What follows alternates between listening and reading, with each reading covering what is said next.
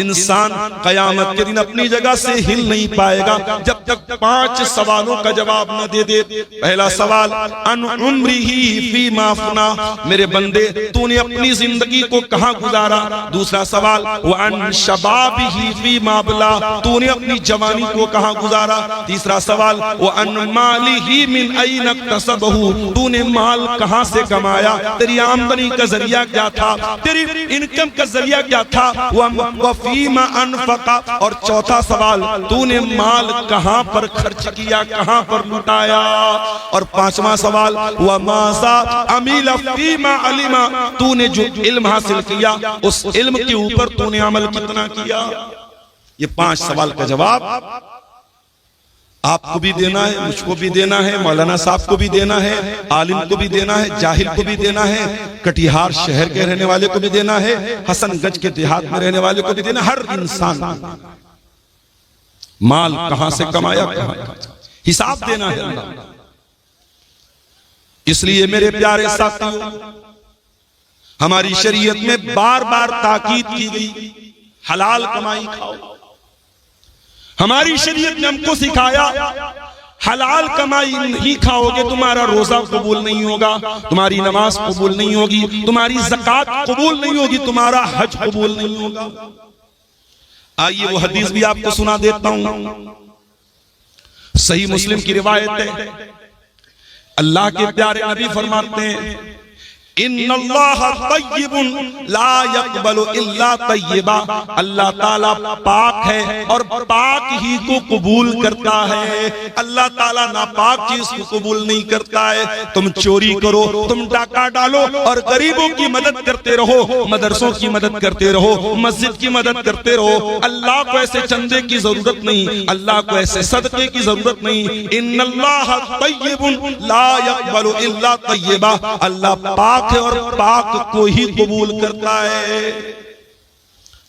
उसके बाद अल्लाह के नबी फरमाते हैं कि अल्लाह ताला ने कुरान में ईमान वालों को हुक्म दिया, सूरह बकरा के अंदर, या अय्युहल्लज़ीना आमनू कुलू कुलू मिम्मा फिल अर्ज़ि हलालन तय्यिबा, ऐ ईमान वालो जमीन में जो हलाल चीजें उसको खाओ। वश्कुरू लिल्लाहि इन कुंतुम इय्याहु ताबुदून, और अल्लाह की का शुक्रिया अदा करो अगर तुम अल्लाह की इबादत करते हो। ईमान वालों को हलाल कमाई खाने का हुक्म दिया। और कुरान के 18वें पारे में अल्लाह ने अपने रसूलों से फरमाया, या अय्युहर रसूलु कुलू मिनत तय्यिबाति वअमलू सालिहा, ऐ मेरे रसूलो तुम नेक अमल करो और हलाल रोजी खाओ। पता ये चला कि जब तक हलाल रोजी नहीं खाओगे तुम्हारा अमल नेक नहीं हो सकता, तुम्हारे नेक अमल की कोई वैल्यू अल्लाह ताला क्या नहीं है। उसके बाद अल्लाह के नबी ने एक मिसाल दी। आपने फरमाया, एक आदमी बहुत लंबा सफर करके आता है, अशासा, उसके बाल बिल्कुल मैले कुचैले हो जाते हैं। अल्लाह के नबी फरमाते, इतना लंबा सफर करके आया है, अशासा, बाल परागंदाएं, अगबरा, उसके कपड़े मैले कुचैले, उसके कपड़े देख करके पता चल रहा है बड़ा लंबा सफर करके आया है। यमुद्दु यदैहि, और अपने हाथों को उठा करके अल्लाह से दुआ करता है। देखो, जब बंदा हाथ उठा के दुआ करता है तो अल्लाह ताला दुआ कबूल करता है। अब यहीं से ये मसला भी नोट कर लो कि दुआ के लिए हाथ उठाना ये दुआ के आदाब में से। अब बाज लोग कहते हैं साहब नमाज के बाद हाथ उठा के दुआ कर सकते हैं कि नहीं? अगर इंडिविजुअली कर रहे हो, अलग अलग कर रहे हो, कर सकते हो, लेकिन अगर इज्तिमाई हो रही है तब ये बिदअत है, इसकी गुंजाइश नहीं। आदमी अपने तौर पर अल्लाह से कुछ मांग रहा है, कोई मसला नहीं, मांग सकता है भाई। जरूरी तो नहीं कि नमाज में मैंने सब मांगा। मेरा बच्चा बीमार है, नमाज मैंने पढ़ ली, अब मैं हाथ उठा के दुआ करूं, अल्लाह मेरे बच्चे को शिफा दे। कारोबार को लेकर परेशान, दुकान अच्छी नहीं चल रही है, रोजी रोटी अच्छी नहीं चल रही है, नमाज पढ़ लिया, तस्बीहात पढ़ ली, दुआएं पढ़ ली, अस्कार पढ़ लिया, अब हाथ उठा के दुआ कर रहा हूं, अल्लाह मेरी दुकान को तू चला दे, मेरी रोजी को कुशादा कर। कोई हर्ज की बात नहीं, हाथ उठा के दुआ कभी भी कर सकते हैं, कोई हर्ज की बात नहीं। बल्कि हाथ उठा के जब बंदा दुआ करता है, अल्लाह के प्यारे नबी फरमाते हैं इन्नल्लाह हय्युन करीमुन, अल्लाह ताला हया वाला है, अल्लाह ताला करम वाला है। जब बंदा अल्लाह की बारगाह में हाथ उठा के दुआ करता है तो अल्लाह ताला को हया आती है कि बंदे को खाली हाथ कैसे लौटाए।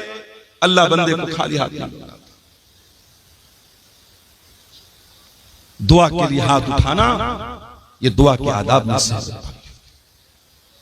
अल्लाह के रसूल कह रहे लंबा सफर करके आया है, बाल मैले कुचैले, कपड़े गंदे, और हाथ उठा के दुआ कर रहा है और कहता या रब्बी ऐ मेरे रब, या रब्बी ऐ मेरे रब। अल्लाह को रब कह के दुआ कर रहा है।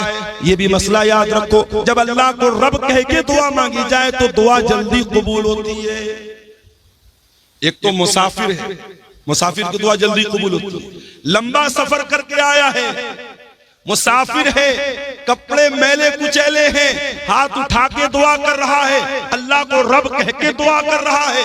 यानी कबूलियत के कई असबाब और कबूलियत की कई चीजें इकट्ठा हो गई हैं। लेकिन अल्लाह के नबी फरमाते हैं व मतामुहु हराम व मशरबुहु हराम व मलबसुहु हराम व गुज़िया बिल हराम फअन्ना युस्तजाबु लिज़ालिक। ऐ मेरे सहाबा, उसका खाना हराम कमाई का, उसका पानी हराम कमाई का, उसका कपड़ा हराम कमाई का, उसकी परवरिश हराम कमाई की। फअन्ना युस्तजाबु लिज़ालिक। ऐसे इंसान की दुआ कैसे कबूल होगी? हराम खाने वाले की दुआ कबूल नहीं होगी मेरे भाई। रोते रहे हम। आसाम से आए हैं मुनव्वर हुसैन आसामी से, पूछा मैंने वहां के हालात, बयान नहीं कर सकता क्या हालात। जुल्म की बहुत सारी दास्तानें शायद हम तक और आप तक पहुंचती भी नहीं है, जिनको कलम लिख नहीं सकते, जबानें बयान नहीं कर सकती, वो जुल्म आज हो रहा। फलस्तीन के शहर गाजा में क्या हुआ? छोटे छोटे बच्चों के कैसे चिथड़े बने, और यहां इमाम हरम दुआ कर रहे हैं। रमजान में रो रो के दुआएं हो रही हैं, इंडिया के चप्पे चप्पे में दुआएं हो रही हैं। ये दुआएं क्यों कबूल नहीं हुई? क्योंकि हमने ये देखना बंद कर दिया कि हमारी कमाई हलाल है क्या। अल्लाह के नबी के एक सहाबी हैं, नाम नोट कर लो, साद बिन अबी वक्कास। अभी पूछो, इतना बड़ा मजमा है, अब्दुल गफ्फार साहब आपकी हर तकरीर सुनता हूं, आपके साथ सेल्फी लेने का बड़ा शौक, हर तकरीर सुनता हूं, हर जलसे में जाता हूं।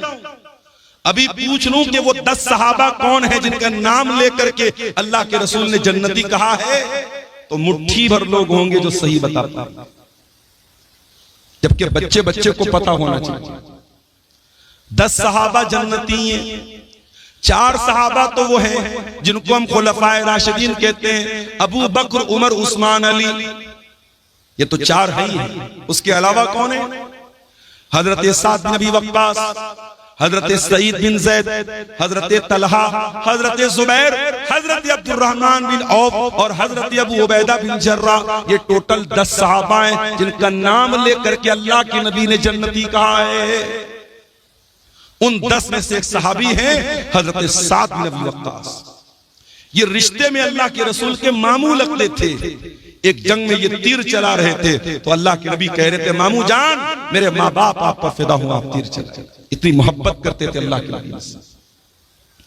साद बिन अबी वक्कास ये बहुत मुस्तजाबुद दावत थे। ये जो दुआ करते थे इनकी दुआ फौरन कबूल हो जाती थी। इनसे किसी ने पूछा कि ऐ साद बिन अबी वक्कास, क्या बात है, आप जो भी दुआ करते हैं आपकी दुआ फौरन कबूल हो जाती है, इसका राज क्या है, इसका सीक्रेट क्या है, इसका रहस्य क्या है, क्यों आपकी दुआएं जल्दी कबूल हो जाती हैं? हजरत साद बिन अबी वक्कास कहते हैं, मा रफ़अतु लुक़मतन इला फ़मी, जब भी मैं अपने मुंह की तरफ कोई लुक़मा उठाता हूं, इल्ला व अना आलिमुन, मुझे पता होता है, मिन ऐना मजीउहा व मिन ऐना ज़हबत, वो लुक़मा कहां से आया है और कहां जाएगा, उसकी आमदनी क्या थी, वो कहां से वो लुक़मा आया था, मुझे सब पता है, A to Z मुझे पता है, इसलिए मैं हर लुक़मे की जानकारी के बाद खाता हूं। अल्लाह, ये थे सहाबा जो एक लुकमा भी अगर मुंह में डालते थे तो इस बात की परवाह करते थे, मैं हलाल तरीके से खा रहा हूं या हराम तरीके से खा रहा हूं। यहां तो बड़ी बड़ी बिल्डिंगें हराम कमाई की बन गई। यहां तो हराम कमाई से बड़े बड़े अंपायर खड़े हो गए, बड़ी बड़ी बिल्डिंगें बना के रख दी, लाखों करोड़ों का बैलेंस बना के रख दिया। वो लोग अल्लाह को क्या हिसाब देंगे, हम जरा बता दो। दूसरे का माल नाजायज तरीके से अगर हमने खाया है, अल्लाह को हिसाब देना पड़ेगा।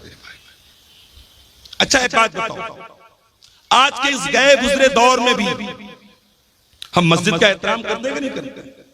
बहुत एहतराम करते हैं। शराबी जब मस्जिद के पास से गुजरता है, शराफत से गुजर जाता है। नहीं, मस्जिद के पास कोई हुड़दंग नहीं, कोई शरारत नहीं। और हमारे हिंदुस्तान में तो हमारे गैर मुस्लिम भाई भी मस्जिद का बड़ा एहतराम करते थे। होली का त्योहार आता था, होली खेलते थे, हमने अपने मोहल्ले में देखा। सारे मोहल्ले में होली खेल रहे, बीच में मस्जिद आई, नहीं भाई ये मस्जिद है, यहां कोई बदतमीजी नहीं होनी। ये एक माहौल था हिंदुस्तान का। वो अलग बात है, धीरे धीरे नफरत को जहनों में डाला गया। अब तो बाकायदा मुसलमानों की मस्जिद पर दूसरे मजहब का आदमी अपना झंडा लगाने की कोशिश करता है, और मस्जिद के सामने गाली गलौज भी हो रहा है, और भड़काऊ नारे भी लगाए जा रहे हैं, हालात खराब किए जा रहे हैं। मगर मस्जिद का एहतराम गैर मुस्लिम भी हमारे देश में करता था और करता है। मस्जिद का एहतराम हम सब करते हैं। मस्जिद से भी बढ़कर के एक मुसलमान की जान, एक मुसलमान का माल और एक मुसलमान की आबरू की अहमियत है मेरे भाई।